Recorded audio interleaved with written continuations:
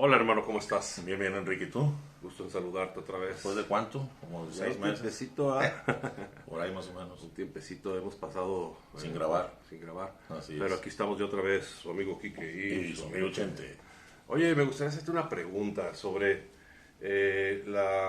¿cómo le llaman? La Inseminación artificial, ¿no? Así es. Sobre, se ha estado escuchando mucho, ¿no? De que para que no pueden tener hijos las personas y hacen la inseminación Acuden artificial. a doctores para que les hagan una inseminación artificial, si está permitido o no permitido. Permitido.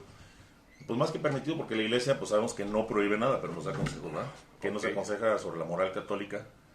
La iglesia, si se debe o no se debe hacer la inseminación artificial, sobre eso es el tema que vamos a tratar, ¿eh? Muy Está bien. interesante, ¿verdad? Para que aprendan algo nuevo, mis amigos. Bueno, van a pasar por ahí. La charla de tu ronco pecho. Ok. Deja que pase, pásale. Buenas tardes. Bueno, Buenas tardes. pues fíjate que muchos obispos, teólogos, muchos médicos y hombres de ciencia se han preguntado, ¿verdad, Gary? Estamos platicando acá para ver este tema. Muchos obispos, teólogos, hombres de ciencia se han preguntado si las técnicas biomédicas que permiten intervenir en la fase inicial de la vida del humano o en el proceso procreativo son compatibles con la moral católica. Por eso, la Congregación para la Doctrina de la Fe sacó un documento sobre el respeto a la vida humana naciente y la dignidad de la procreación. Y a la luz del magisterio, este documento a la luz del magisterio nos da una respuesta a los problemas planteados, si se debe o no se debe hacer la inseminación artificial en los inicios de la vida, pues puede intervenir la biología o la técnica en los inicios de la vida del ser humano. Primeramente, lo que vamos a saber es que el don de la vida que Dios Padre ha confiado a los hombres exige que el hombre tome conciencia de su inestimable valor del hombre. Y este principio del inestimable valor del hombre debe estar en el centro de estas cuestiones, ¿verdad? El valor inestimable del hombre. Sabemos que por el progreso de las ciencias biológicas y médicas, el hombre hoy tiene medios cada vez más eficaces. Pero aparte de que tiene medios eficaces, estos medios eficaces se puede convertir también en que de repente el científico se sienta como que adquiere poderes sobre el ser humano, ¿eh? Que tienen pues estos poderes o estos medios que son eficaces que las ciencias biológicas y médicas han adquirido, que se pueden convertir en poderes, sabemos que siempre pueden tener consecuencias. Esta es la realidad, pueden tener consecuencias, ¿verdad? Hay varios procedimientos hoy que dan la posibilidad de intervenir en los mecanismos de procreación, pero no nada más para facilitar la procreación, sino también para dominar la procreación, y es aquí donde entra el problema, el dominio de la procreación del hombre, ¿verdad? Por el propio hombre. Y hay una cosa, si estas técnicas permiten hoy al hombre tener en sus manos el propio destino del hombre, pues ¿a qué lo exponen? A tentaciones de sobrepasar los límites razonables de dominar la naturaleza. O sea, el hombre puede dominar la naturaleza porque Dios sí se lo mandó, pero puede el hombre tener la tentación de sobrepasar los límites de un razonable dominio de la naturaleza, ¿verdad? Por eso, aunque todas estas técnicas científicas, biológicas, médicas, puedan ser un progreso al servicio del hombre, también pueden llevar muchos riesgos. Cuando el hombre quiere actuar sobre la naturaleza del hombre, con dominio sobre la naturaleza del hombre, pueden llevar muchos riesgos, ¿verdad? Por eso, la iglesia misma, basada en los criterios del respeto y la defensa del hombre, es un hombre dotado de un alma espiritual, que es muy importante saberlo, y es un hombre que dotado de esta alma espiritual está llamado a la comunión con Dios. La iglesia por eso llama a los científicos a salvaguardar lo que son los valores y los derechos de la persona. En esta intervención, sobre todo sobre la procreación, ¿verdad? La iglesia nos da criterios para valorar moralmente la aplicación de la investigación científica y de la técnica en la vida de los hombres, en la vida humana. Nosotros sabremos, todos sabemos que Dios creó al hombre a su imagen y semejanza. Hombre y mujer los creó, como dice la Sagrada Escritura. Y les confirió a los hombres dominar toda la tierra. Les dio la potestad de dominar toda la tierra, la orden incluso de dominar toda la tierra. Y estas investigaciones científicas aplicadas, ¿qué es lo que hacen? Expresan el señorío del hombre sobre la creación. Pero ahí entra el problema, hay límites hasta donde uno debe llegar, ¿verdad?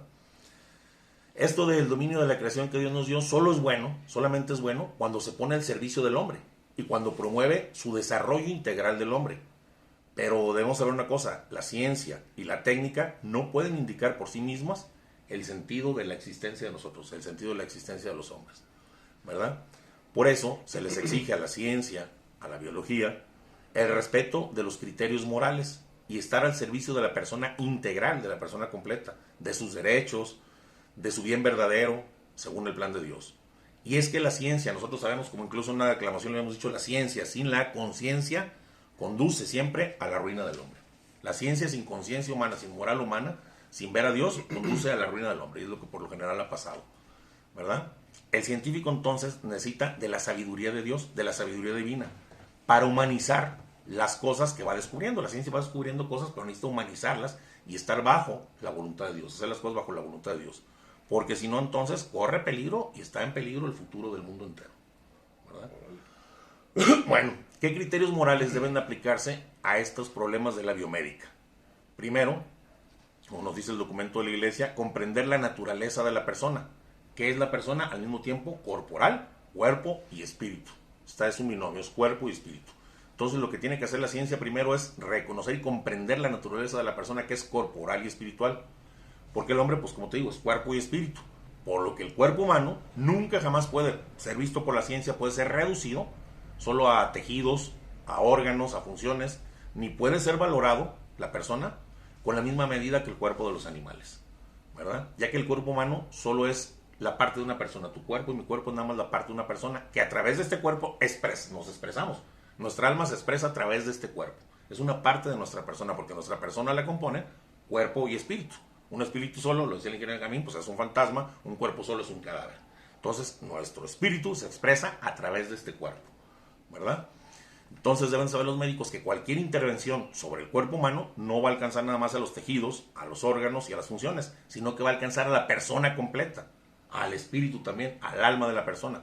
Por eso es que existe en la intervención de la biomédica en los humanos, existe una responsabilidad moral, lo que no existe en los animales, pero en los hombres sí.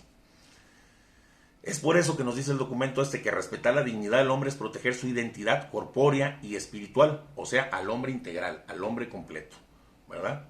Ahora, es desde esta visión, desde este punto de vista, que se deben encontrar los criterios de decisión cuando se trata de procedimientos dedicados a la mejora de la condición biológica humana, ¿verdad? La biología y la medicina contribuyen al bien integral del hombre, de la vida humana. Cuando la persona enferma se respeta por lo general, y tiene que respetarse así, su dignidad como criatura de Dios. O sea, la ciencia no nos puede ver como un cuerpo. Nos tiene que ver como un cuerpo y como un alma unidos en una sola persona que está llamado a la comunión con Dios. Nos tiene que ver con la dignidad de criaturas de Dios, no solamente como cuerpos. Por eso ningún biólogo o ningún médico puede pretender decidir el origen y el destino de los hombres. Solamente Dios. Esto se debe aplicar sobre todo al ámbito de la sexualidad, de lo que estamos hablando ahorita, ¿verdad? Y la procreación, porque Dios ha puesto en el hombre y en la mujer la llamada a participar en su misterio de comunión y en su obra creadora de Padre. Dios nos ha llamado a nosotros a participar en la obra creadora de Padre. Nosotros somos co-creadores con Dios, ¿verdad? Por eso el matrimonio tiene bienes y tiene valores de unión y procreación, que lo habíamos visto muchas veces. El matrimonio es unitivo y procreativo. La sexualidad en el ser humano es unitiva y procreativa dentro del matrimonio. Une a la pareja y está abierta a la vida, a la procreación. Y esto está muy por encima de las formas inferiores de vida, como lo son los animales o las plantas. Entonces quiero que quede muy bien claro que nosotros estamos llamados a la comunión con Dios, que tenemos un alma y un espíritu que siempre está en comunicación y comunión con Dios, un cuerpo, y entonces somos criaturas de Dios. Nos tiene que ver la ciencia muy diferente que la biotécnica o la biología que aplican a los animales y las plantas. No pueden tratarnos exactamente igual, ¿verdad? Por eso estos dos valores, el que les digo, el unitivo y el procreativo del matrimonio, son los valores que determinan moralmente los límites de las intervenciones artificiales sobre la procreación.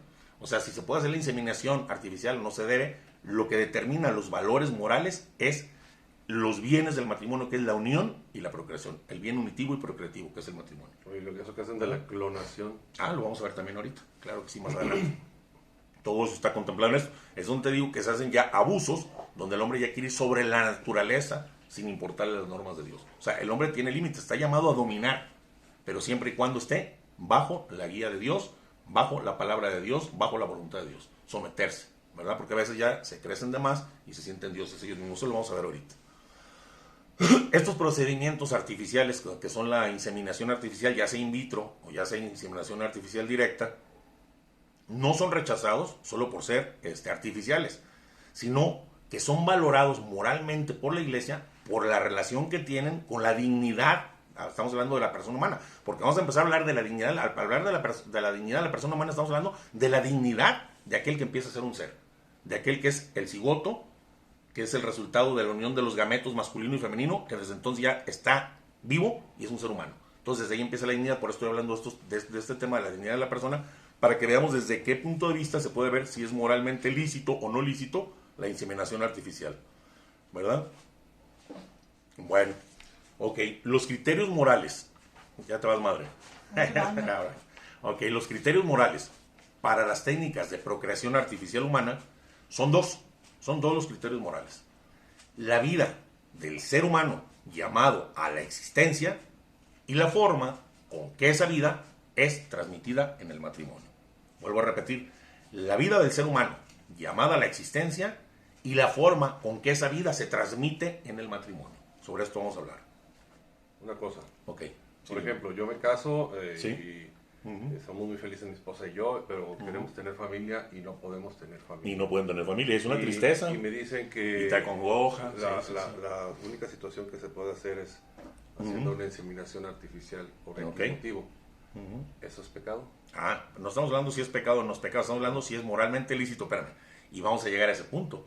Vamos a llegar al punto de ver, tú te casas con tu esposa y tienes el deseo ardiente de tener un hijo. Deseo ardiente, y si no, pues sientes tristeza de tu esposa. Ok, vamos adelantando más este pedacito y le seguimos con la más. Okay. El deseo, ¿te da derecho? Pues van pegados uno con el Yo otro. deseo a la mujer de fulano, con todo mi corazón, con todo mi ser, y si no me siento triste me quedo. O sea, el deseo, ¿me da derecho? Pero estamos hablando del deseo de estar Espérame, casado, de tener espérame. tu esposa y Ok, desear un hijo. por eso nos vamos a ir punto a punto viendo primero el respeto de la dignidad de la persona llamada a la existencia de la vida y el modo de venir dentro del matrimonio. Y la dignidad que merece y el respeto que merece ese cigoto, embrión o feto, como le quieran llamar, que va desarrollándose en ciertas etapas, que es una persona. Entonces, para que yo tenga un deseo, no puedo sobrepasar los derechos de los otros. Por eso entonces, vamos primero viendo qué derecho tienen los niños o el cigoto y luego qué derecho tenemos nosotros. Entonces vamos enfocados a este tema, por eso precisamente. Qué bueno que lo preguntaste, porque mucha gente se lo pregunta y lo vamos a tener que tocar esto. Te lo van a querer preguntar Claro y que no sí. pueden preguntarlo aquí, pues. Claro que sí, claro Lo que sí. pregunto por ustedes, de mis amigos. Ok. Debemos saber una cosa. La comunicación de la vida humana se debe hacer de acuerdo con las leyes inviolables de Dios. O sea, Dios es el dueño de nuestra vida, y tú lo has dicho mil veces, el de la tuya y el de la mía. Nosotros no somos dueños de nada, todo nos lo ha prestado Dios. Entonces, por eso, debemos ir, los que creemos en Dios, de acuerdo, porque el que va en contra de Dios, lamentablemente tiene sus consecuencias. Y lo hemos visto en todos los casos y en todos los ámbitos. Ok. Entonces, la comunicación, para yo comunicar vida humana a otro ser humano, debo hacerlo de acuerdo con las leyes de Dios, las cuales deben de ser conocidas, por eso estamos hablando de este tema, y respetadas por todos. Aquel que respeta a Dios, respeta las leyes de Dios. Aquel que me dice, creo en Dios, pero no respeto sus leyes, no cree en Dios. Si explico, es como el demonio cree en Dios, sí, sabe que existe, sí, le cree a Dios, no, entonces no cree en Dios. Entonces, aquellos que creemos en Dios tenemos que saber que la comunicación de la vida se debe hacer de acuerdo con sus leyes inviolables de Dios. Es por eso que nadie puede usar en esta materia de procreación en los humanos los mismos procedimientos, como le dije antes, que se pueden usar en la genética de las plantas o los animales. Ya es que una planta le implantan de un tipo para que salga, que hicieron un durazno manzana, y los animales hacen movimientos para las crías de perros. Tú hiciste hace poco un video cómo en la inseminación artificial pueden jugar para que el perro salga genéticamente mejor. Entonces, pero estamos hablando de perros que no tienen la dignidad de la persona humana, que no tienen un alma espiritual llamada a la comunicación con Dios, que no son imagen y semejanza de Dios. Entonces, por eso vamos a hablar de la dignidad de aquellos que han de nacer, que son los niños. Ahorita estamos hablando de los niños. Hoy en día es posible realizar una procreación sin unirse sexualmente un hombre y una mujer, mediante el encuentro en un in vitro, se llama encuentro in vitro, de un esperma y un óvulo, que se extraen del varón y se extraen de la mujer. Pero no porque esto sea técnicamente posible, es moralmente admisible. ¿Puedo matar yo a alguien? Sí. ¿Técnicamente es posible? Sí. ¿Moralmente admisible? No. ¿Sí me explico? No todo lo que se puede hacer es moralmente admisible. ¿Sí me explico? Si no está bajo la vista de Dios, lo que Dios nos manda, sus leyes santas. Pero no es algún pecado así de... Vamos a ver. No te me adelantes. Ahí va. No, pues si no le... No, ¿sabes qué hacen? Ya le cambian a otro video. No, vamos poco a poco. Con las películas, ¿no? Imagínate que en las series que te pones a ver en la noche, que te adelantaran ya el último capítulo. Que se pues termina, ya, pues ya. sí, no, pues ya no la ves. Bueno. Ok, la vida de todo ser humano debe ser respetada desde el momento de la concepción, porque el hombre es la única criatura en la tierra que Dios ha querido por sí misma, por ser la criatura que es, por ser su imagen y semejanza, la criatura que Dios ama y en el que se ve y se reconoce como imagen y semejanza. ¿Sí me explico? En nosotros, en los hombres. Entonces, el hombre, además de llevar un alma espiritual, es el alma, cuando se fecunda un óvulo y un esperma se juntan, o porque hablando científicamente los gametos y se produce el cigoto, que ya es un ser humano en potencia, con todo lo que va a ser, lo que va a vivir en adelante. En ese momento el alma humana es inmediatamente creada por Dios, en ese momento. Y en ese momento, desde ese momento, lleva grabada la imagen de Dios. Ese bebé, ese cigoto, ese feto, ese embrión, lleva ya grabada la imagen de Dios. Pues digo, somos imagen y semejanza de Dios, ¿verdad? También la vida humana es sagrada porque desde su inicio está siempre en una especial relación con Dios, que es su único fin. El hombre desde el momento que se ha engendrado ya está en una relación con Dios, porque Dios es el único fin del hombre. No es este mundo el fin del hombre, sino es Dios, el mismo Dios. Solo Dios, Señor de la vida, desde su comienzo hasta el término de la vida humana, Él es el Dios de la vida, no hay otro. No hay otro que esté sobre nuestra vida más que Dios. Es el dueño de la vida desde nuestro comienzo hasta nuestro término. Por eso nadie puede atribuirse, tú sabes, a matar, por ejemplo, jamás a un ser humano inocente.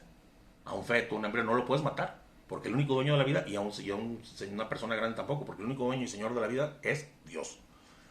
La procreación humana presupone la colaboración de los dos esposos junto con el amor fecundo de Dios para engendrar una nueva criatura. El amor de los esposos unido al amor de Dios para fecundar una nueva criatura. Presupone que los hombres colaboramos con Dios, por eso somos co-creadores, no creadores directamente, sino co-creadores con Dios. Por eso el don de la vida humana debe realizarse en el matrimonio, mediante los actos específicos y exclusivos de los esposos. Sí, porque también hay en los amantes, sí, pero así es como Dios lo quiere. Una cosa es que se hagan cosas que Dios no quiere, que las permite, no las manda ni las quiere, porque abusamos de lo que Dios nos dio, de los dones y del poder de dominar la naturaleza y muchas cosas, y de la sexualidad abusamos de todo, ¿verdad? Bueno, pero ahorita estamos hablando de lo que Dios quiere y cómo la Iglesia, la Santa Iglesia Católica nos lo define en este documento, ¿verdad? Por su naturaleza e identidad, los embriones humanos merecen absoluto respeto. Un feto, un embrión, un cigoto, desde el momento de la concepción, merece todo el respeto de un ser humano. Tiene que ser respetado como persona desde ese primer instante de su existencia, porque en ese momento es el alma de Dios infusa en esa persona y la imagen de Dios está en esa persona desde ese momento, ¿verdad? Actualmente los procedimientos de fecundación artificial hacen posible también intervenir sobre los embriones humanos. Es que fíjate hasta dónde ha llegado la ciencia. O sea, actualmente los procedimientos de fecundación artificial hacen posible también intervenir sobre los embriones humanos, con muchos fines diversos. Por ejemplo, un diagnóstico para ver si el bebé viene bien, un fin terapéutico, un fin científico o un fin comercial. Porque incluso se comercia con los bebés o los fetos o los embriones o los cigotos desde el vientre de su madre, se les sacan y se comercia con ellos, lamentablemente. Entonces los procedimientos de fecundación artificial hacen posible todo esto. Y de esto surgen graves problemas, porque no se puede hablar que haya un derecho, no existe un derecho a experimentar con un embrión humano, no existe ningún derecho, porque el primer derecho que tienen todos los seres humanos es la vida, y nadie puede tener el derecho sobre la vida de otro ser humano. Entonces no hay ningún derecho a experimentar sobre los seres humanos. ¿Por qué? Por lo que dije, por la naturaleza, que es alma y espíritu, porque es imagen y semejanza de Dios y está llamado a la comunión de Dios. Por la identidad del embrión humano no se puede experimentar con él. La Iglesia nos recuerda claramente que desde el momento en que el óvulo es fecundado comienza una nueva vida, independiente. No es la vida del papá, no es la vida de la mamá, sino la de un nuevo ser humano que se desarrolla por sí mismo, crece por sí mismo, se desarrolla por sí mismo. No es la vida del papá, porque muchas mujeres, es mi vida, no es tu vida. Es un ser independiente de ti, cuya vida se va a desarrollar. Si tú cuando tienes el bebé te mueres o te pasa lo que te pase, el bebé sigue desarrollando. Es un ser humano con un ADN diferente, con si le hacen exámenes, incluso yo no llevo la misma sangre, a veces sí, que hay bebés que llevan la misma sangre que la mamá, pero hay bebés que no, ¿sí me explico? No son un solo cuerpo, no son una sola persona, es una persona independiente del papá y de la mamá. Incluso no lo dice la Iglesia, la genética moderna confirma esto manifestando, la genética moderna que desde el primer instante se encuentra ya en el embrión, el programa. Haz de cuenta que es una programación, el programa de lo que será, si tendrá ojos verdes, ojos azules, pelo, será alto, será gordo, será flaco, chaparro, inteligente, desde ahí ya viene.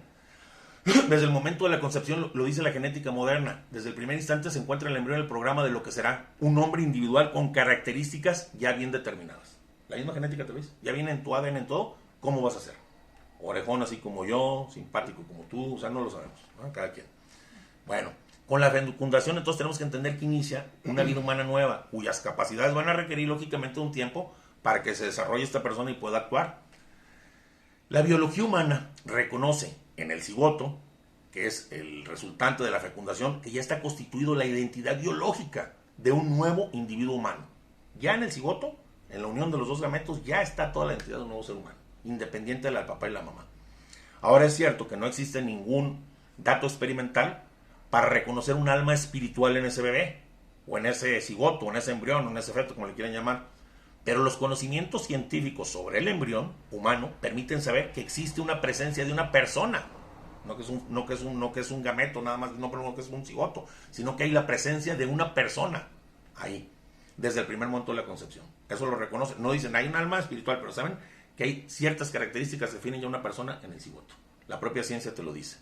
Por eso el ser humano debe ser respetado y tratado como persona desde el instante de su concepción. Es que es muy importante que aprendamos esto para ver por qué la inseminación se puede o no se puede. Debe ser respetado desde el momento del instante de su concepción, y por eso, a partir de ese momento que es concebido, se le deben reconocer los derechos de cualquier persona humana, y principalmente el derecho que tenemos todos a la vida. Tú tienes derecho a la vida. El primer derecho, es que sin el derecho a la vida, los demás derechos, ¿para qué te sirven? Para nada, no sirven para nada. Entonces, puesto que debe ser tratado como persona, en el ámbito de la ciencia y la medicina, el embrión tiene que ser defendido, tiene que ser cuidado, tiene que ser sanado en la medida de lo posible, como cualquier otro ser humano. Y esto nos va a llevar a una pregunta entonces. ¿Es moralmente permitido? Si tú dices que tiene que ser respetado y no se puede experimentar con ellos, oye, ¿será moralmente permitido entonces un diagnóstico prenatal? O sea, diagnosticar al bebé desde el vientre de su madre si viene bien, sano o no viene. Sí es permitido, si se respeta la vida e integridad del feto humano y si se orienta hacia la custodia de él o hacia curarlo, hacia su curación. Porque el diagnóstico de un prenatal en el vientre de la mano desde el bebé puede dar a conocer las condiciones del embrión, cómo viene cuando todavía está en el seno de su madre, en el seno materno, y permite con mayor eficacia algunas intervenciones terapéuticas, médicas o incluso quirúrgicas que se pueden hacer en el bebé, pero siempre y cuando se respete la dignidad y el cuidado de la persona humana, el derecho a la vida de él. Este diagnóstico sí es lícito si los métodos utilizados, con el consentimiento, algo muy importante, con el consentimiento del papá y de la mamá, que estén bien informados de lo que puede suceder, estos medios protegen la vida y la integridad del embrión y de su madre, y no los pongan a riesgos desproporcionados, ¿verdad? Pero entonces, y este diagnóstico, fíjate, este diagnóstico es totalmente ilícito y totalmente inmoral, y se opone gravemente a la ley moral, cuando contempla la posibilidad, déjame analizar al bebé que trae en el vientre, a ver si no trae algún defecto, o a ver si si una malformación o alguna enfermedad hereditaria, y si la trae, pues ¿sabes qué? Pues para mejor que lo aborte. Ahí es totalmente ilícito. Si la mamá, el doctor, el papá, quien sea, mandan a hacer un examen prenatal al bebé para ver cómo viene, y de eso depende si lo abortan o no lo abortan, están pecando y está totalmente en contra de la moralidad y en contra de la ley de Dios. Porque una malformación en un bebé no puede equivaler a una sentencia de muerte jamás, ¿verdad? Por eso, digo, si la mamá o el papá cualquiera solicita eso, es totalmente moralmente malo, ilícito. Igual cualquier gente que le aconseje, oye, hazte un chequeo por si viene mal tu bebé, pues mejor lo abortas, ¿verdad? Es un aborto, igual es una persona, pero estás hablando primero de la dignidad de la persona desde el instante de su concepción, antes de hablar de la inseminación, para conocer todo esto. Entonces decir, ¿por qué nos estamos enfocando? Entonces, ¿por qué estamos respondiendo si es malo o es bueno? Porque lo que importa es el derecho a la vida del ser, saber quién es el ser, saber que está constituido de alma, de cuerpo, saber que es llamado a la comunión de Dios y es imagen viva de Dios desde el primer instante de su concepción. ¿Si el bebé pone en riesgo la vida de la madre? No, es que ese es otro tema, pero no, es que... ¿Qué dices? Sí, no, eso te lo van a decir los doctores. Aquí tenemos un caso y te puedo dar el testimonio de mi mamá. Tiene una hija ahorita, ¿cuántos tiene, Rayo? Rayito. ¿Cuántos tiene? ¿40 y qué? 46, algo así. Tiene 46 años y el doctor le dijo a mi mamá, si no la aborta se muere, y mi mamá confió en Dios y siguió adelante con su embarazo, y para la mayor gloria de Dios, incluso mi mamá le puso María del Rayo, pidiendo a la Virgen que la curara y la sanara. Ahorita mi hermana tiene 46 y ya estaría muerta. Entonces no hay que confiar. Acuérdate de una cosa, la ciencia sin conciencia lleva a la destrucción del hombre. Y lamentablemente ahorita muchos médicos, todo el mundo no les importa, no tienen conciencia, no tienen valor de Dios. Por eso nos hacen falta más médicos y científicos con valores humanos y cristianos y valores de Dios, para que el mundo no se eche a perder y no corra riesgo. Entonces no hay que creer nunca en eso. Bueno, ahora, ¿es moralmente permitida la investigación y experimentación en los embriones humanos. Habíamos hablado también de la experimentación y la investigación en los embriones. Bueno, la investigación médica debe renunciar a intervenir en embriones vivos, a menos de que exista la seguridad de que no se le causará absolutamente ningún daño a la vida de este bebé o de este cigoto, de este embrión, ni a la integridad de la madre. Y aparte, algo muy importante, que los papás hayan otorgado su consentimiento para que estén investigando si el niño está bien, todo, pero no con las miras ni del doctor nadie para ver si está mal abortarlo o no. Si el papá y la mamá están libremente informados, se puede investigar, incluso aunque, por ejemplo, mucha gente dice, bueno, y si el doctor nada más se dedica a observar, pero no le dice a los papás, ¿sí me explico? Y se dedica a observar al bebé, no es lícito. O sea, siempre tienen que tener el consentimiento de los papás, que estén bien informados, ¿verdad? Y que no tengan ningún riesgo, que no corra ningún riesgo la salud del bebé, la integridad del bebé o la integridad de la mamá. Ninguna finalidad, ninguna, por más noble que sea, o que sea de gran utilidad para la ciencia, o para toda la sociedad, para el mundo entero, puede justificar experimentar sobre embriones humanos vivos. Jamás dentro del seno materno, fuera de él, porque tú sabes que lamentablemente mucha gente los agarra, y es que si yo tomo este feto o este embrión y lo investigo para que otras gentes se curen, estás quitando la dignidad que tiene esa persona, el derecho a la vida, estás matando a un hijo de Dios para que otros tengan vida, y eso es totalmente, muy moralmente ilícito, ¿verdad? El consentimiento para experimentar con los bebés, por ejemplo, de esta manera, porque hay gente que dice, bueno, y si yo como la mamá doy permiso que experimenten con él para el bien de la ciencia humana, no tiene tampoco ni la mamá ni el papá el derecho, aunque sea la mamá o el papá, porque es un ser individual independiente. Ellos no pueden otorgar ningún derecho, porque no pueden disponer ellos de la integridad ni de la vida del que ha de nacer apenas, porque es una vida independiente.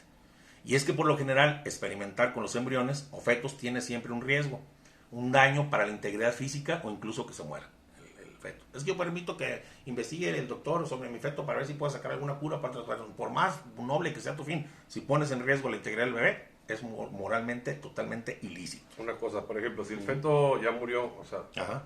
ya está fallecido, Uh-huh.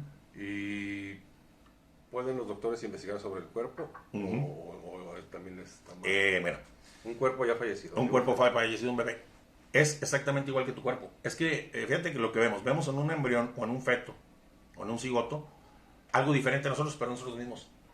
Tiene la ciencia, sin que nadie le dé autorización, experimentar sobre tu cuerpo, nomás porque ya quieren que ya estés muerto, sacarte el hígado de los riñones, porque la Santa Iglesia Católica aconseja enterrar a tus muertos y tratarlos con la misma dignidad de los vivos, porque tienes una dignidad, sigue siendo imagen y semejanza de Dios. Así como no tienen derecho sobre ti, no lo tienen sobre los bebés. Por ejemplo, el donar órganos a una persona cuando tú mueres. Eso es muy diferente. Tú estás donando parte de tus órganos, sí, pero con tu consentimiento, con tu... Te han dicho exactamente lo que va a pasar, cómo lo van a hacer, y para dar vida a otro, tú sí. Pero tú no puedes disponer de otra tercera persona, ¿sí explico? Bueno, probablemente... Hay una vida sí. vegetal, por ejemplo, y te dicen, esta persona ocupa un corazón. Tú como papá o como hermano lo donas. No, bueno. ¿Es pecado? No estamos, es que aquí no estamos hablando de pecado. Está mal. Estamos hablando de... Es que ahí te va, porque desde un principio empecé a decir, porque mucha gente dice, es que la iglesia prohíbe esto. Y lo que quiero que quede bien claro es esto. La iglesia no prohíbe nada.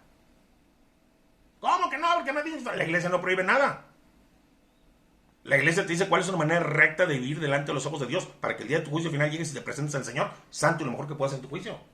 El que prohíbe es la ciencia civil. ¿Por qué es que la iglesia no prohíbe? Porque la iglesia no te dice, si tienes sexo con una mujer, te vamos a meter a la cárcel, te vamos a hacer esto. No. ¿Sí me explico? La iglesia no te está prohibiendo, te está indicando, como madre y como maestra, lo que está bueno, moralmente bueno hacer y lo que no. Lo que está bien a los ojos de Dios y lo que no. Pero aún así, por ejemplo, un homosexual, que para la iglesia a veces, oye, está mal, no el homosexual en sí, sino la práctica, que esté practicando el acto y va con otro al templo, no los corren del templo. Pero en la procuraduría llegan dos rateros y los encierran. La ley prohíbe, la civil, pero la iglesia no prohíbe, la iglesia te informa, como madre y como maestra, y con cariño te dice lo que está bien y lo que está mal. Por eso ya no es tanto de que sea pecado o no sea pecado, lógicamente todo lo que va en contra de la voluntad de Dios, la iglesia está diciendo, pecas contra Dios, pero no porque la iglesia, porque el otro día hablé con una señora por teléfono y me decía, es que para la iglesia todo es pecado. No es para la iglesia, señora. Son las leyes de ellos, no son las leyes de ellos. Ellos te informan de qué manera estás desobediendo o transgrediendo las leyes divinas y entonces es pecado. No, la iglesia marca lo que es pecado y lo que no es pecado. ¿Me explico? La iglesia te informa. Entonces cuando te excomulgan. Ok. No, tú quedas excomulgado, espérame. Pero ¿qué te está haciendo la iglesia? Es que la iglesia no te excomulga. Se llama, por ejemplo, excomunión ipso facto. Quedas fuera de la iglesia porque estás en contra de la iglesia. ¿Me explico? Estás renegando. Estás diciendo, por ejemplo, excomunión ipso facto, son las herejías, por ejemplo. Dios no existe, entonces ¿qué haces dentro de la iglesia?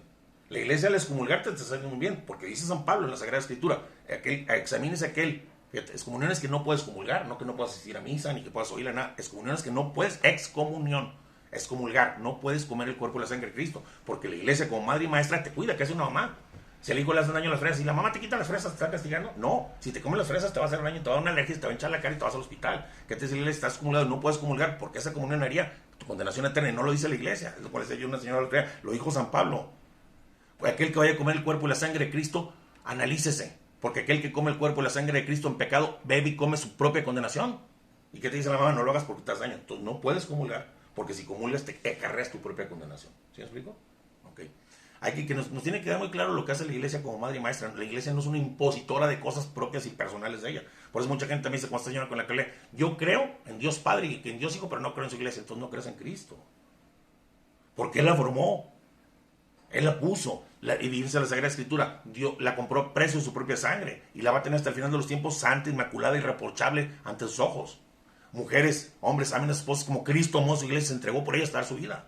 Entonces no crees en Cristo. ¿Me explico? Vamos a seguirle un poquito porque si no nos vamos a salir del tema. Ok, perdón. Adelante, hermano. Okay, bueno. Sí, son dudas que mucha Sí, gente está bien. o la está pensando. Bueno, utilizar un embrión muerto como instrumento de experimentación, como decías tú, es en contra de su dignidad. Él tiene el mismo derecho debido a un niño nacido o a un niño muerto. Se cuenta que tu bebé, bueno, no sé, de 3, 4 años se murió y tú le dices, se lo dona a la ciencia, ya no lo vas a enterrar, que los pedacen, ¿no?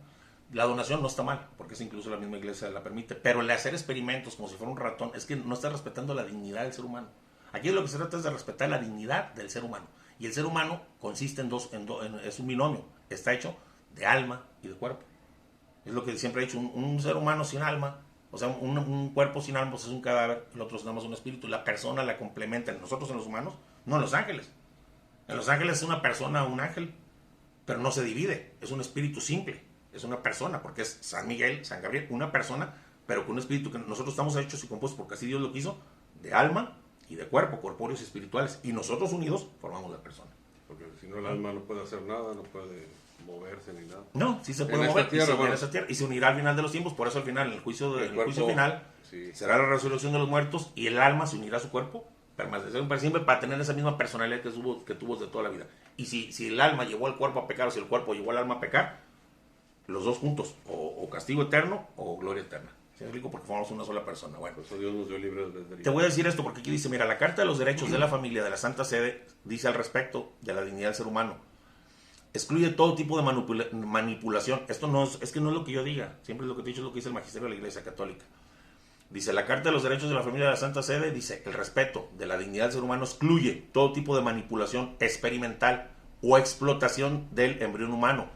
La práctica de mantener en vida embriones humanos en vivo o en in vitro para fines experimentales o comerciales es completamente contraria a la dignidad humana. Y sigue diciendo, solo cuando la experimentación se trate de terapias experimentales utilizadas en beneficio del embrión, como un intento extremo de salvar su vida y a falta de otras terapias, es la única manera de salvar su vida y no existen otras terapias, puede ser lícito el recurso a fármacos o procedimientos todavía que no sean muy seguros.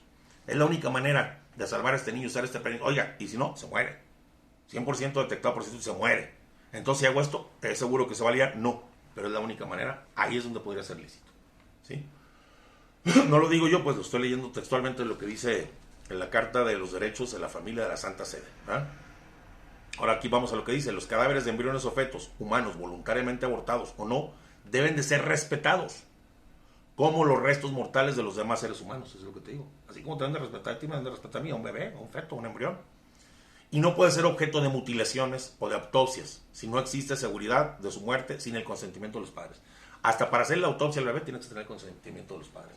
¿Sí me explico? Eso es moralmente, civilmente se hacen mil cosas. Es que mucha gente piensa, es que esto lo hace toda la gente, y no porque lo haga toda la gente es lícito. Es que el 90% de las personas hacen así y no por eso es lícito. Es que usted tiene el derecho, no por eso es lícito. Y estoy hablando de lo que es lícito, moralmente lícito, y la iglesia te aconseja hacer o no hacer para que en tu juicio, cuando te presentas a nuestro Señor Jesucristo, no tengas broncas.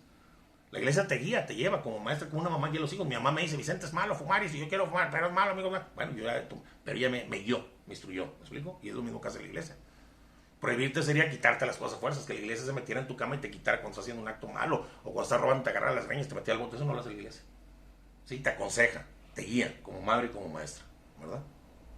Y pues estamos en la escuela de la vida, ¿verdad? En la escuela de la vida y una de las más grandes maestras que tenemos que nos dejó nuestro Señor se llama la Santa Iglesia Católica. Bueno, existen dos.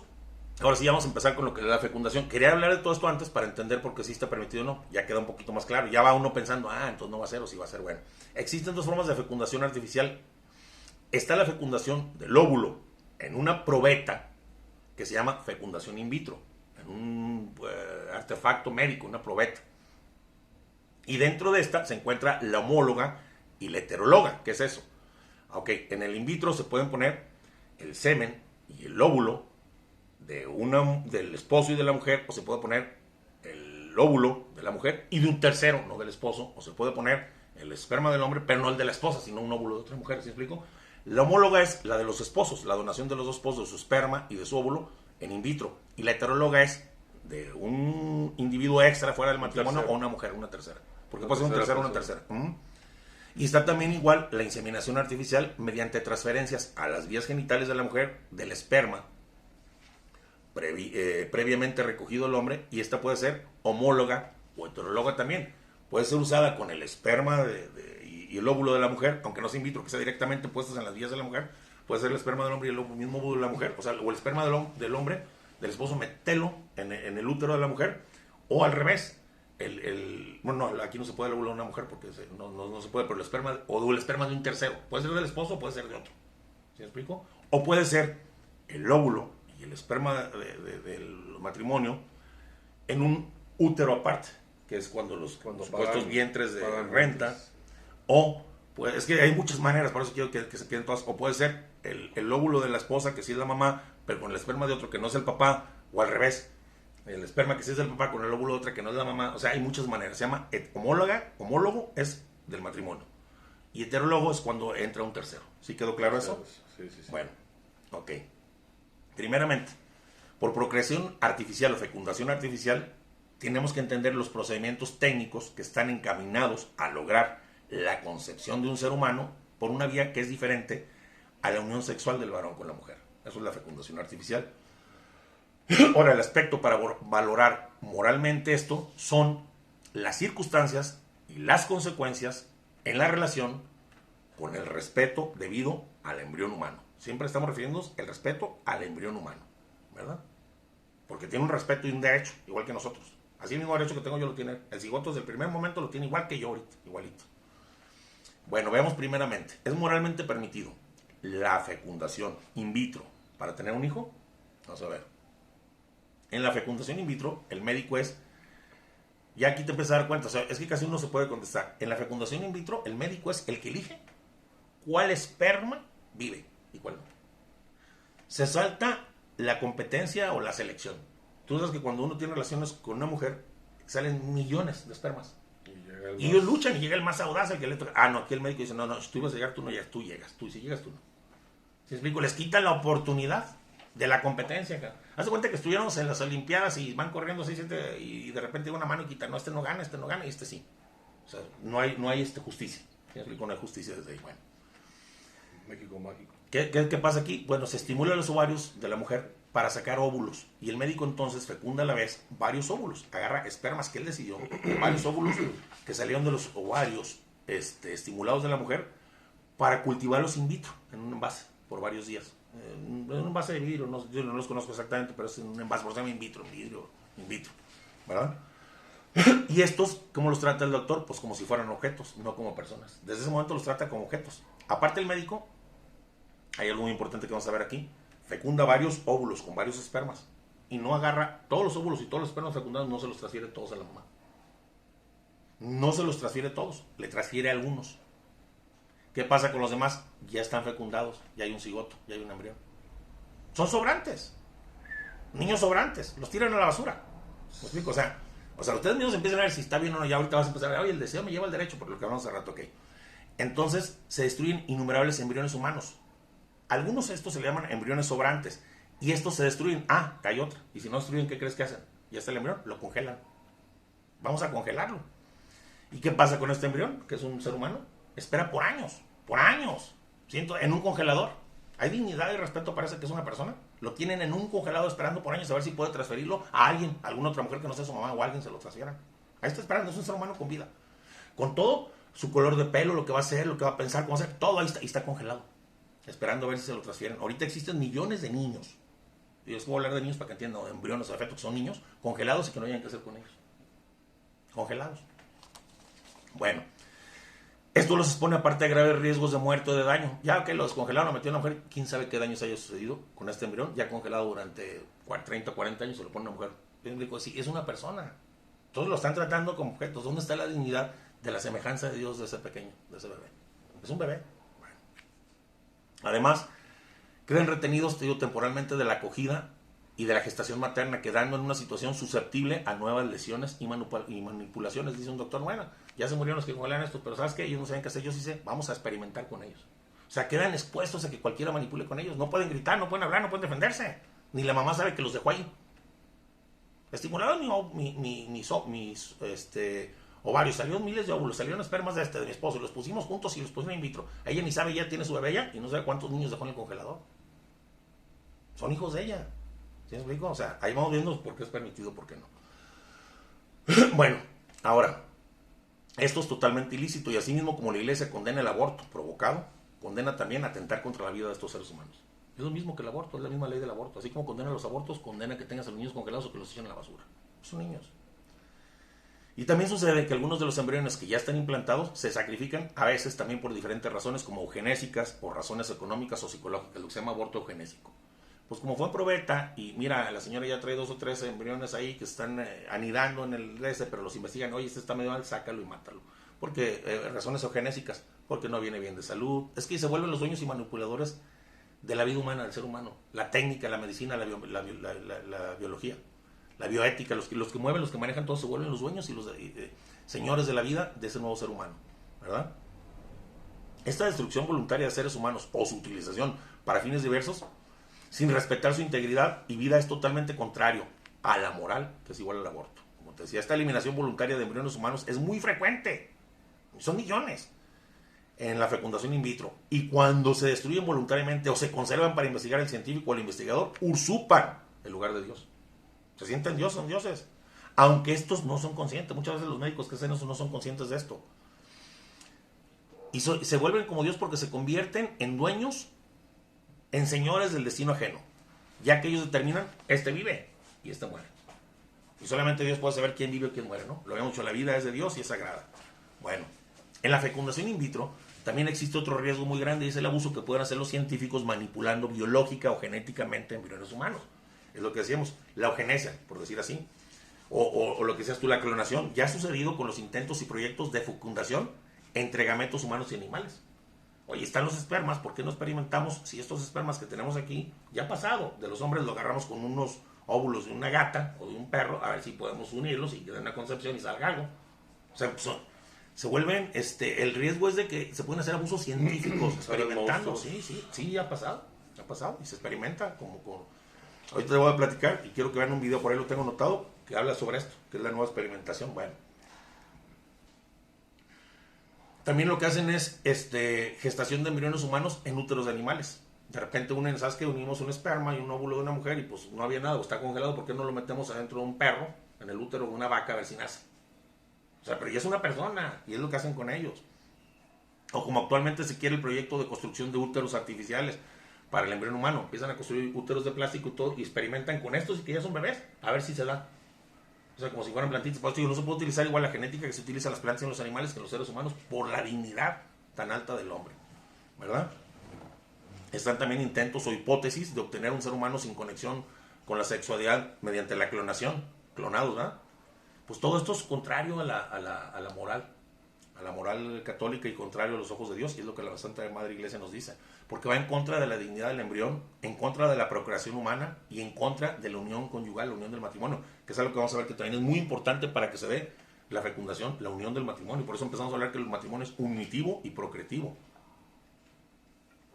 y que somos colaboradores de Dios para la cocreación. Bueno, también existe el riesgo e intervención sobre el patrimonio cromosómico y genético para producir seres humanos seleccionados en cuanto al sexo, otras cualidades, manipulaciones contrarias a la dignidad personal del ser humano, a su integridad y su identidad.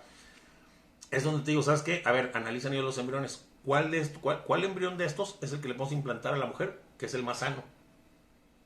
¿O si me explico? O con ciertas características de un semen, de un cuate que tiene mayores potencialidades para hacer ejercicio, como los perros, con los que hacen. Un señor que es deportista, que es esto, lo unimos con un óvulo de una vez y mejorar las razas.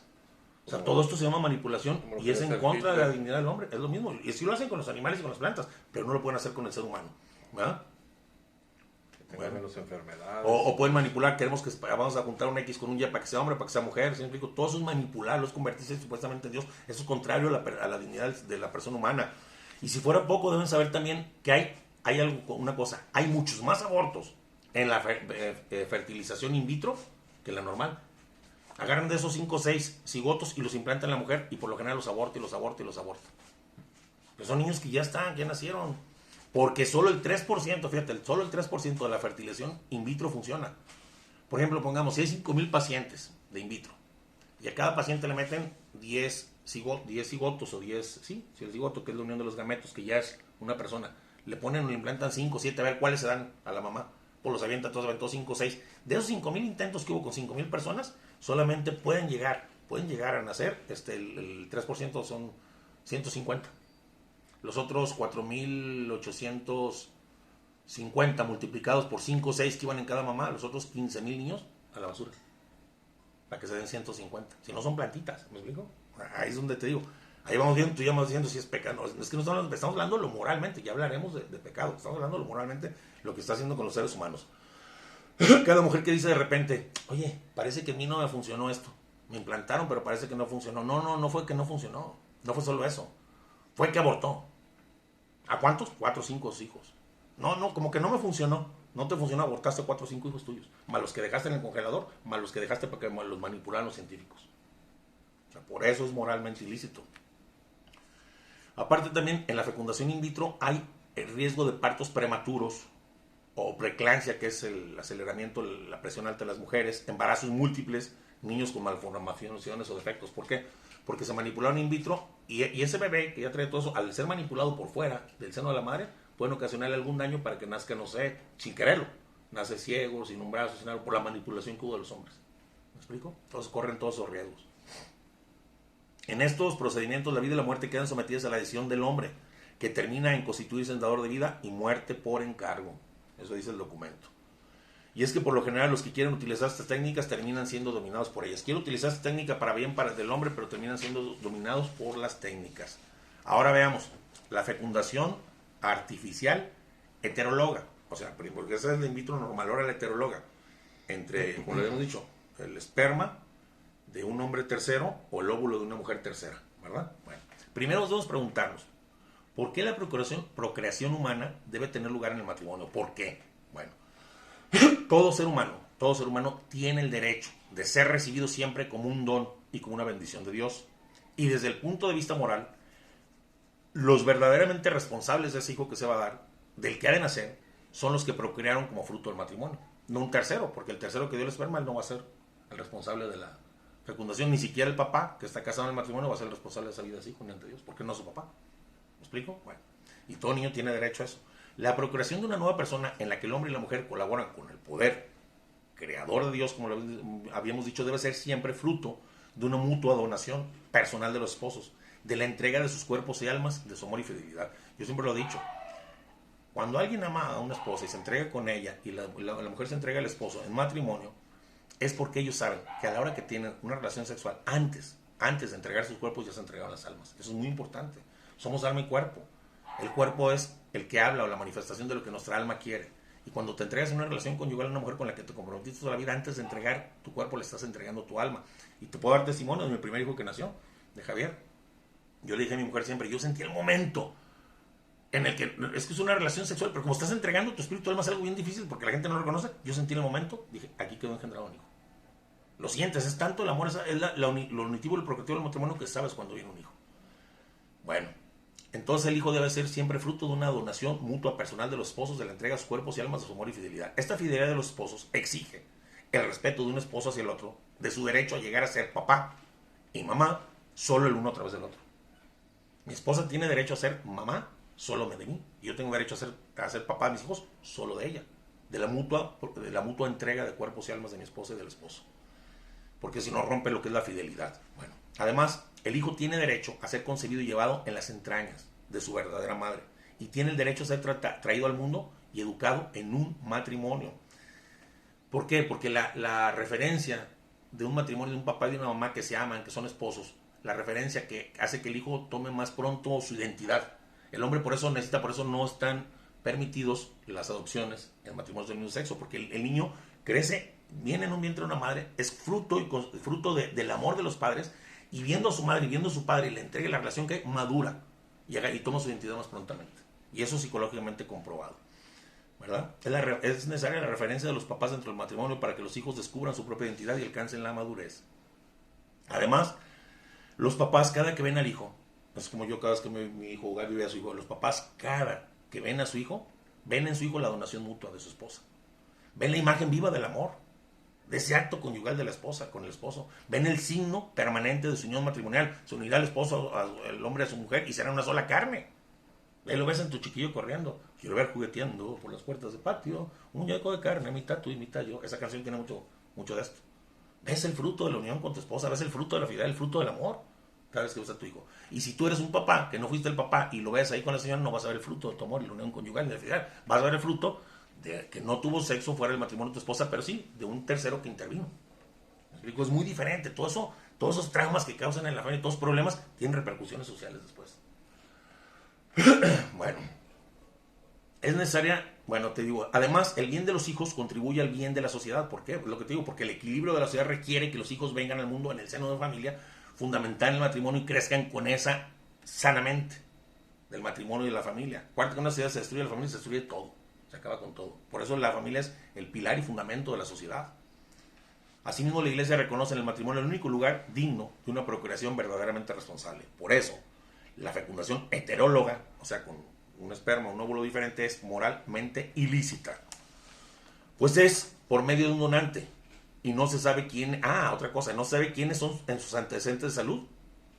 O sea, no sabes, por ejemplo, el esperma no sabe si ellos eran diabéticos, si eran estos, si eran drogadictos, o sea, es que todo eso tiene que ver.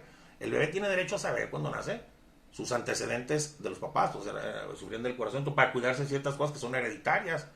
Entonces, no sabe quiénes son los antecedentes de salud y resulta ser un hijo sin biografía, no tiene árbol genealógico, por parte de mamá o por parte de papá sí, pero el otro no tiene árbol genealógico, no sabe quiénes fueron sus ancestros. Tiene derecho, como lo tengo yo y como lo tenemos todos. Sin conocer sus antepasados, sin poder tener donantes compatibles, ¿sí me explico? Oye, y hay niños, tú sabes que les tienen que donar médula espinal y solamente el papá y la mamá, ¿dónde encuentra el papá si fue uno que donó el esperma? Todo eso no pensamos en los derechos que yo tengo al hijo y los derechos que él tiene cuando él como persona crezca. Además de no conocer la historia de salud del donante, pueden transferir enfermedades hereditarias y hasta vicios o mañas. Oye, este es fruto de un cuate de un esperma que era violador y que tú acuérdate que el hijo del violador es lo que llamamos las taras generacionales. No es que lo castiguen él, pero tiene la tendencia a la sexualidad desordenada. El hijo del ladrón tiene la tendencia al robo. Entonces todo eso lo van a heredar de una persona que no. Entonces estás poniendo tu óvulo para que un cuate que no conoces, que a lo mejor es drogadicto, que a lo mejor es alcohólico, que a lo mejor tiene broncas de saludito, pero lo que yo quiero es el derecho a tener ese hijo como nazca, con las broncas que tenga, porque yo tengo el derecho a tener un hijo. Pues digo, el deseo te da el derecho. Ya empezamos a ver que no va. Bueno, además de esto, puede colaborar para el incesto sin saberlo. ¿Cómo para el incesto? Sí, un señor va y dona esperma. Y resulta que con ese esperma lo pone en una mujer, lo pone en otra mujer, y como más o menos son los mismos tiempos, al rato aquella mujer tiene un hijo, esta mujer tiene una hija, y estos se casan. ¿Y qué crees? Que son hijos del mismo papá o de la misma mamá.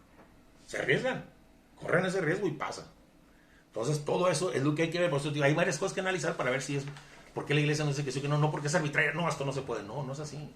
No es así la iglesia. Bueno, la fecundación in vitro o la inseminación artificial heteróloga, al realizarse mediante la unión de gametos de al menos un donante diferente de los esposos que están unidos en matrimonio, es contrario a la unidad del matrimonio, a la dignidad de los esposos, a la vocación de los papás y al derecho de los hijos a ser concebidos y traídos al mundo en el matrimonio y por el matrimonio. Disponer del esperma o del óvulo de una tercera persona es una violación al compromiso de los esposos y una falta grave contra su propiedad esencial, que es la unidad de los esposos y el muñeco de carne que salió de los esposos.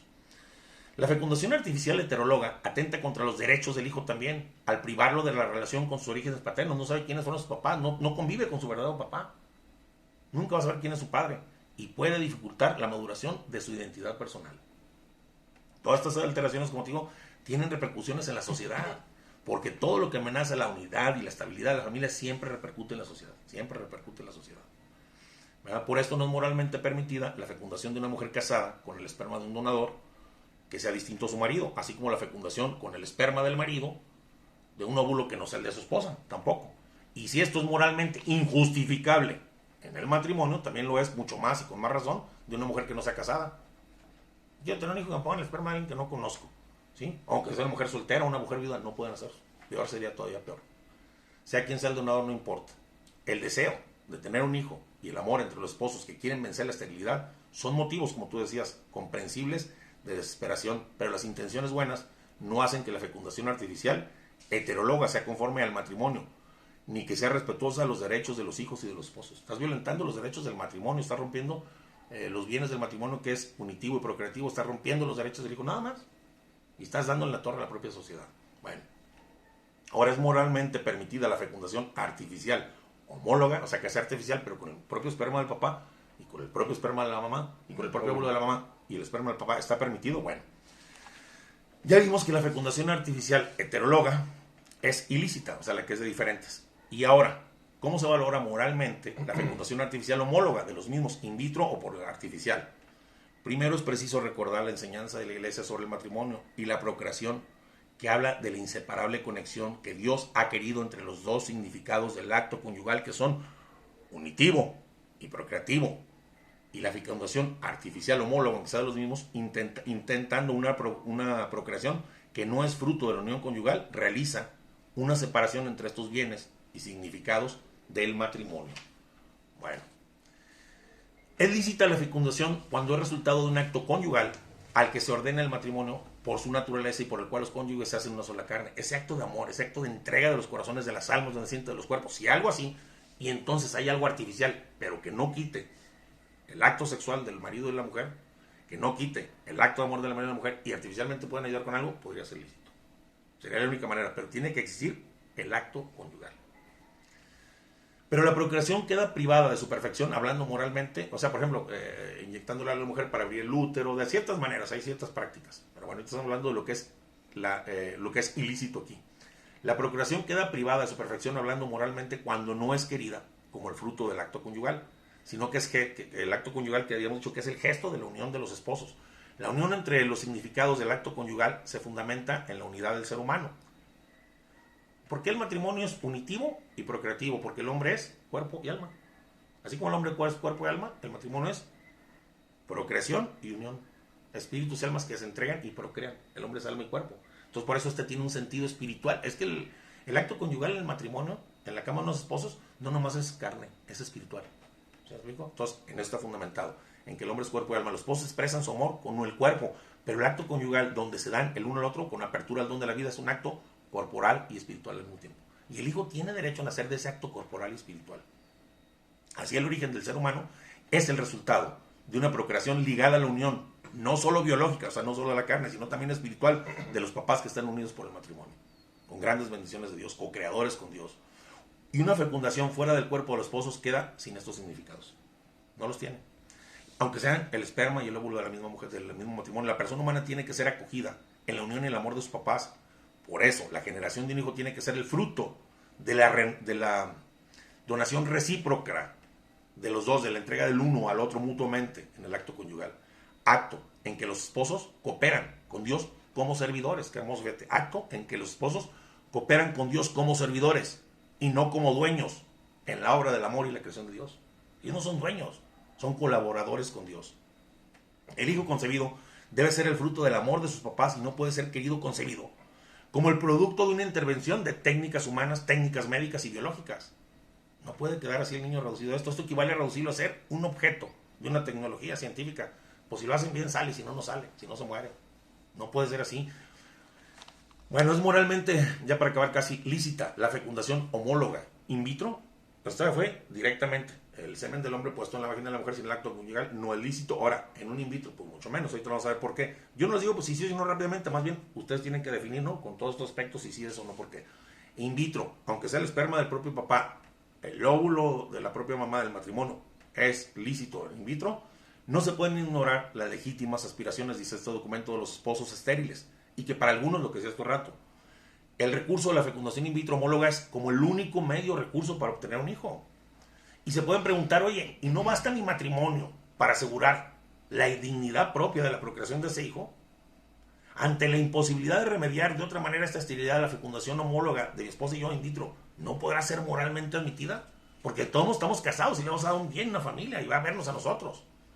Es cierto que moralmente hablando, un requisito necesario para procrear responsablemente debe ser, cuando al menos, el deseo de un hijo o la disponibilidad del hombre y la mujer, del esposo y la mamá para tener un hijo. Pero este requisito, buena intención, de estar casados en el matrimonio y tener un hijo, es insuficiente para que sea lícita la fecundación in vitro entre los esposos. El procedimiento de la fecundación in vitro se debe juzgar por sí mismo y no por la vida conyugal. Se juzga por lo que pasa en ese momento, por las técnicas y la biología que manipula el ser humano, no por el matrimonio, por lo que hayan vivido antes o hayan vivido después. En eso no se basa. Para tener una respuesta moral, se basa en las manipulaciones, no en el matrimonio, ¿verdad? Y es que hace rato vimos que la fecundación in vitro implica muchas veces la destrucción de muchos seres humanos, la congelación de muchos seres humanos, la manipulación de muchos seres humanos, lo que está opuesto a la doctrina del aborto, o sea, a la doctrina de la vida. Así como en contra, como está la doctrina que es malo el aborto, que moralmente totalmente ilícito, igualmente es totalmente moral, ilícitamente moral, el manipular a estos bebés, arriesgarlos a que se mueran, congelarlos y dejarlos a la libre manipulación. Pero bueno, y si se tomaran todas las precauciones para evitar la muerte de muchos embriones, bueno, la fecundación in vitro homóloga actúa como una separación entre los gestos y símbolos del matrimonio, como vimos, del acto conyugal, que es unitivo procreativo. La fecundación in vitro homóloga se realiza fuera del cuerpo de los esposos, por medio de terceras personas, cuya habilidad y técnica de ellos, si son muy buenos y hábiles, híjole, salió bien, y si no, pues se murieron. ¿Me explico? O sea, estás dejando el poder creador de Dios unido al poder creador de los esposos, en el amor de Dios, en el amor de los esposos, que sea el resultado de tu hijo, que venga tu hijo bien al mundo, en las manos de unos doctores. En su habilidad técnica, en su habilidad biológica. Oye, este estudió mucho, entonces sí la vamos a hacer. ¿Verdad? O sea, se le confía la vida y la entidad del embrión al poder de los médicos y de los biólogos, dominando la técnica sobre el origen y sobre el destino de la persona humana. Ellos son los que dominan al final de cuentas. Ya no es Dios, no es el amor de Dios fecundo de Dios, ni el amor fecundo de los esposos. Es la ciencia la que determina esto. La concepción in vitro es resultado de la acción técnica antes de la fecundación, y esta no es el fruto de un acto de la unión conyugal, y la persona queda privada de ser fruto del acto conyugal de sus padres. El que nace ya no es fruto del acto conyugal, sino que es el fruto de la inteligencia de los doctores, que supieron cómo unirlos. En el cual los esposos se hacen cooperadores con Dios para donar la vida a una nueva persona, solamente en el acto conyugal. Por eso, el acto del amor conyugal es considerado por la doctrina de la Iglesia como el único lugar digno de la procreación humana. Por eso, aunque se ha llamado caso simple, los procedimientos homólogos, o sea, que es el propio esposo y la esposa, que van a tratar de no destruir ningún embrión humano, y libres de la masturbación, porque en otros, por ejemplo, en libres de la masturbación, sino sacar el esperma humano de otro tipo de manera para que no haya pecado, se llama caso simple. Oye, no me masturbo, somos de los mismos, es el mismo esposo y la misma esposa y todo, no vamos a tratar de arriesgar a ningún hijo, pero está rompiendo toda la simbología y todos los bienes materiales de matrimonio que Dios nos dio, el unitivo y el procreativo. Va en contra de la moral. La Iglesia, desde el punto de vista moral, está en contra de la fecundación homóloga in vitro, porque es en sí misma contraria a la dignidad de la procreación y de la unidad conyugal, aun cuando se pongan todos los medios para evitar la muerte del embrión humano. Esto dice el documento. Ahora, aunque moralmente no sea aprobada la fecundación in vitro homóloga, todo niño, tenemos que saber que llegue al mundo, ya sea por in vitro, por homóloga, por inseminación, tiene que ser querido, amado, tratado y respetado igualmente, aunque lo hicieran por clonación, es un ser humano. Y Dios permitió que esa alma viviera y tiene que ser tratado con la misma dignidad tuya, mía y la de todos, ¿verdad? Eso que nos quede claro, no, porque es de in vitro ya no. Tiene la misma dignidad, sigue siendo hijo de Dios, es imagen y semejanza de Dios. Eso nos dice la Iglesia Católica. Bueno, ahora veamos, ¿es moralmente aceptable la inseminación artificial homóloga entre el esposo y la mujer, del propio hombre y mujer, no in vitro, sino homóloga de los dos, esperma y todo, puestos en la mujer? Dice la Iglesia, la inseminación artificial homóloga dentro del matrimonio no se puede admitir a menos de que el medio técnico no sustituya el acto conyugal, lo que te había dicho hace rato, sino que facilite para que aquel alcance su finalidad natural. ¿Cómo se puede hacer esto? Hay algunos métodos.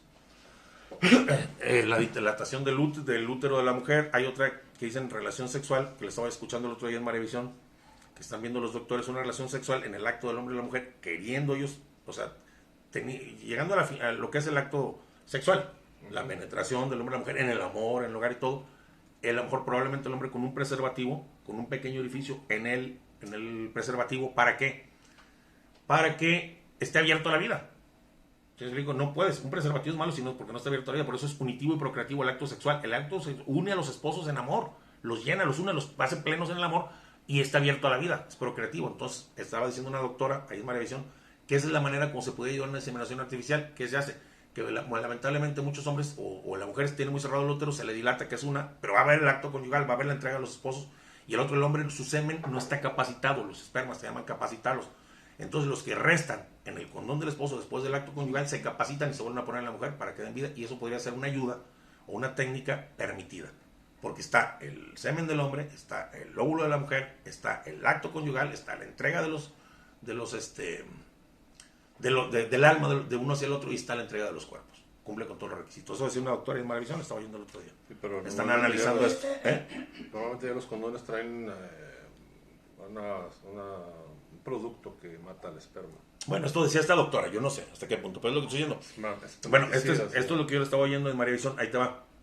Yo no estoy diciendo que sea válido o no sea válido, yo estoy diciendo que lo que dice la iglesia, dice la inseminación artificial es válida dentro del matrimonio cuando el medio técnico no sustituye el acto conyugal. O sea, tiene que haber relación sexual, acto conyugal, entrega a los esposos, que sea el mismo esposo con la esposa, sino que facilite, o sea, que la medicina facilite para alcanzar su finalidad natural.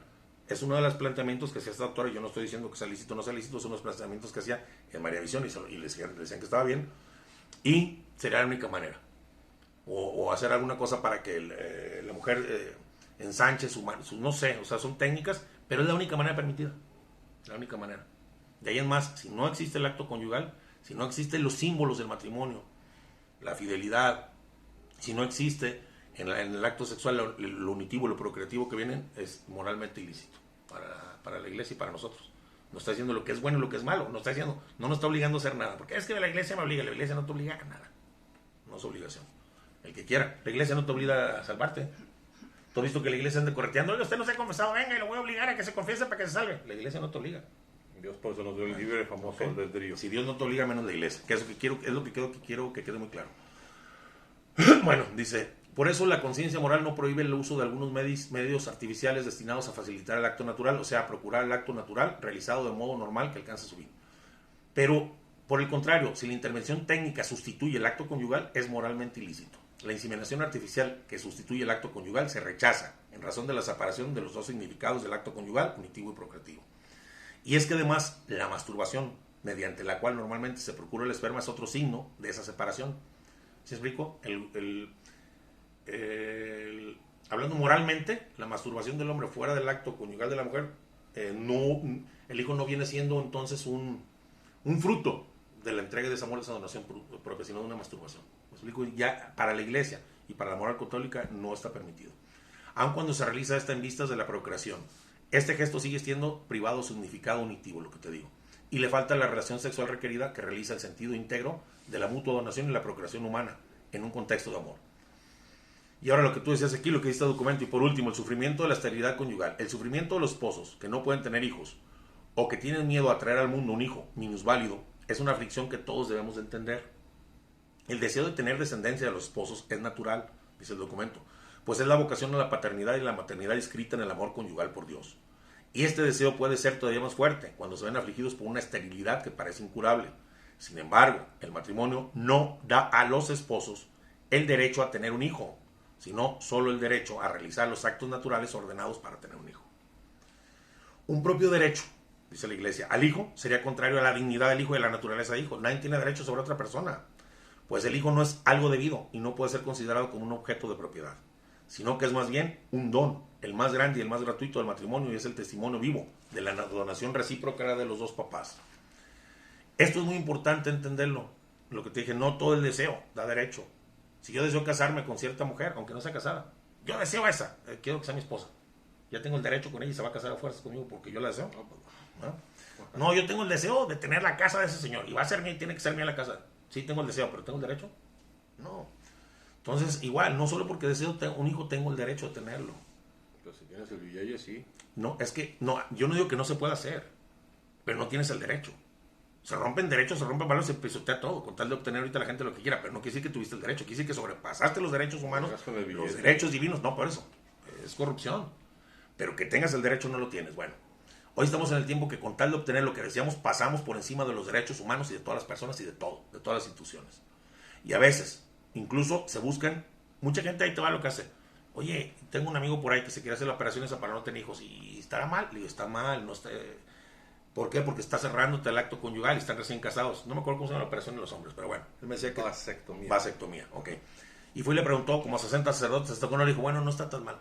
Él anda buscando, y la gente busca ahorita, y hasta que encuentre uno que me diga, a ver, pues yo no sé mucho, pero no, ya ves que no es malo. O sea, ellos saben perfectamente. Por eso andan buscando que moralmente está mal y se los dice su conciencia. Pero es que, no, hasta que alguien me diga que no está tan ¿sí me explico? Eso es lo que pasa. ¿Ah? Aquí si hablamos de derechos, es en realidad el hijo el que tiene derecho a ser el fruto del acto específico del amor conyugal de sus papás. Y tiene también el derecho a ser respetado como persona desde el momento de su concepción.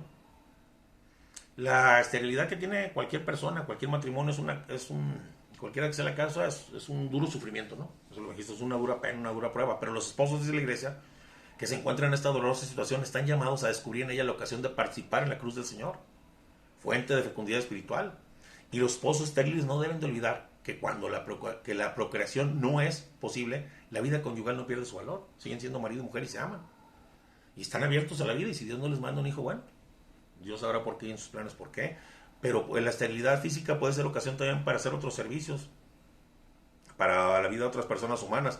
Por ejemplo, la adopción, adoptar a otros que no tenían hogar, por eso Dios a lo mejor lo permitió para que adoptaran. O labores educativas, educar niños, la ayuda a otras familias, a los niños pobres o minusválidos. Bueno, para algo los querrá Dios, ¿verdad?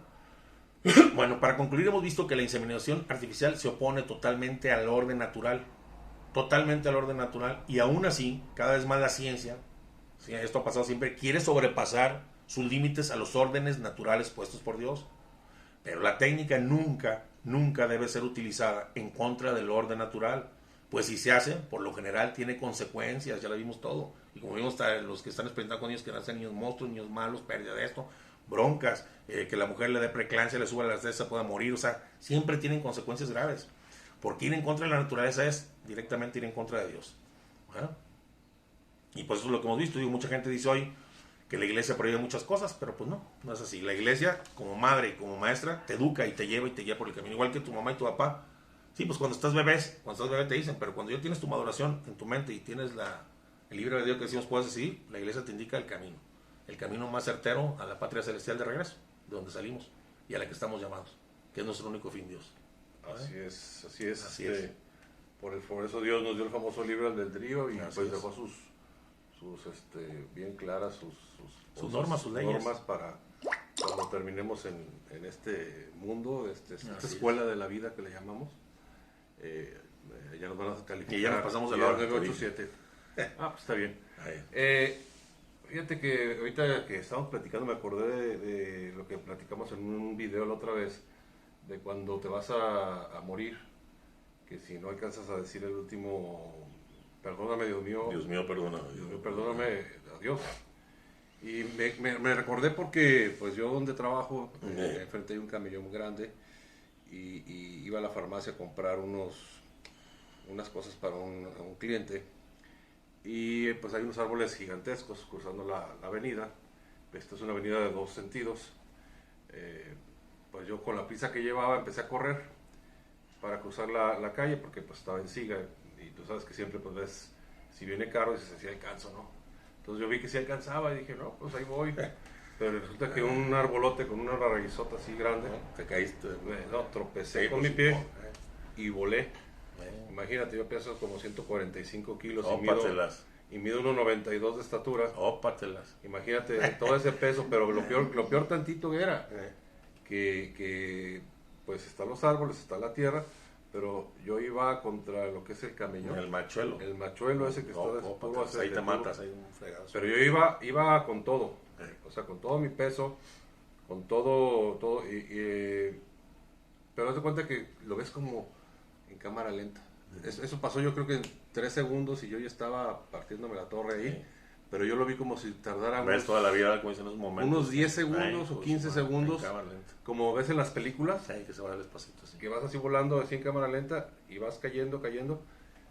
Yo lo primero que pensé no fue, Dios mío, perdona, pero dije, me voy a romper me voy a matar, cabrón, me voy a morir y me voy a romper toda la cara. Entonces lo primero que hice, pues, ¿qué hago primero? Las manos, cabrón, las manos, chingue, o sea, con toda mi fuerza, caer con las manos y para tratar de tener mi peso. Y caí de fregadazo, metí las manos con toda mi fuerza no me pude detener y contra el machuelo caí, la cara completa iba contra el machuelo, lo que hice fue levantar la barbilla y caí con esta parte de la barbilla y reboté. Nomás vi una lucesota así como cuando dicen que veías la luz, así que, ay Dios, una lucesota así bien fregona. Me pude haber quebrado toda la dentadura, me pude haber quebrado toda la cara, me pude haber muerto ahí del fregadazo. Pero después, por dentro sí quedé, por dentro quedé abierto, duré como 15 días para sanar. Todavía traigo así como que una venita saltada por dentro y unas heridas, pero todo quedó por dentro. La barbilla me quedó así como que... Barba partida, así como artista, ¿no? Sí. Pero sí, analizando después dije, si me hubiera matado ahí en ese momento, no alcancé a decir, Dios mío, perdóname. Pero estabas en gracia. Pero yo me imagino que es lo que sí, yo siempre estaba. Estando en gracia de Dios. Pero la cosa es de que, por ejemplo, los que se matan, porque los que se acaban de matar ahorita en unas motos a 250 No, espérate, los de allá de Cuernavaca. Todos. O por ejemplo, los que van a asaltar y que me mandas videos de que están asaltando y los matan. Ay, sí, ten cuidado, qué feo. Entonces en ese momento, ellos no alcanzaron a decir, Dios me perdóname o algo así. Pensaron, como tú dijiste, ya a la hora que me vaya a pasar lo voy a hacer, pero nunca lo haces. Y yo dije, bueno, ahí está un ejemplo de que... Yo tengo una recomendación, yo todas las mañanas yo tengo mis oraciones escritas porque ya me falla la memoria, tengo mis oraciones escritas que he escrito con el tiempo, algunas que he hecho, y todas las mañanas las leo, y me acuerdo algunas y unas las digo y otras las leo porque se me va ya de repente el avión, se me va el avión, pero entre ellas tengo una que dice precisamente al principio, empieza, Dios mío, perdóname, Dios mío, perdóname, Dios mío, perdóname por todos mis pecados, todo esto, y empiezo a decirle todos los días. Entonces cuando estás acostumbrado a hacerlo, pues ya se te hace fácil, en cualquier momento se te hace fácil en el día, cualquier situación que sea, Dios mío, perdóname. Cuando traes a Dios en la boca, acuérdate que lo dice la Sagrada Escritura, de la boca sale lo que está en el corazón. Entonces si traes a Dios en tu corazón, estás todo el día hablando con Él en oración, que es lo que te salva, el que no ora no se salva, dice San María de Ligorio, San Luis María de Ligorio. Entonces estás todo el día en oración y tres palabras en tu boca en la mente salen fáciles. Pero lo mejor pues estar en gracia, ¿no? Entonces la mejor idea es no crean mucho en su suerte, mis amigos. No, porque muchos creemos en nuestra muchos suerte. que ayer estaban ya no están hoy. Ya no están hoy, exactamente. Y mañana no estamos nosotros. Y si en la mañana dice más ahorita que está en... Claro, tú estás pidiendo. Pero tiene que ser así como que Dios mío, perdóname de corazón, no. Claro. Estás pensando, perdóname que haberte ofendido. Claro, por las ofensas, por todo. Estaba viendo lo de Popeye, sí te lo pasé. No, tarda muchísimo, sí, pero no tarda mucho, ya no van el video porque el que lo ve ya dura tanto, mejor ni lo ven. Ok, lo de Popeye rápidamente. Sí, le mató más de 250 personas y se arrepintió. Colombiano. Y ya creía mucho en Dios, ya falleció, pero él se arrepintió y pidió perdón y todo eso. Mira, en este mundo, mientras estamos vivos, es oportunidad de misericordia y oportunidad de merecer. La cosa es cuando ya estamos muertos. Porque acuérdate que se queda congelada el alma en el bien o en el mal, en lo que hizo en la vida. Entonces, los últimos momentos es importante de tu vida. Cuando llegas al final de tu vida, y lo dice la Sagrada Escritura, aquellos que durante su vida hicieron el bien, pero al final del tiempo hicieron mal, pierden su vida. Y al revés. Y habrá, dice, y muchos que eran primeros serán los últimos y muchos últimos serán los primeros. Lo importante es ver cada día como una oportunidad nueva de vida, gracias a Dios, pero también como que puede ser el último. O sea, vivirlo como el último en gracia de Dios, tratando de hacer su voluntad, porque nunca lo va a hacer perfectamente porque somos pecadores, pero tratando de hacerlo. El santo no es el que hace siempre perfectamente la voluntad de Dios, sino el que le intente cuando se equivoca y cae, se levanta y quiere seguir haciendo. Entonces esa es la idea de la vida, que te encuentre el Señor mirándolo de frente y no de espaldas. Y más ahorita que está de moda la muerte, mis amigos. Así es. Bueno, pues un abrazote, su amigo Quique y su amigo Chente. como siempre. Bye.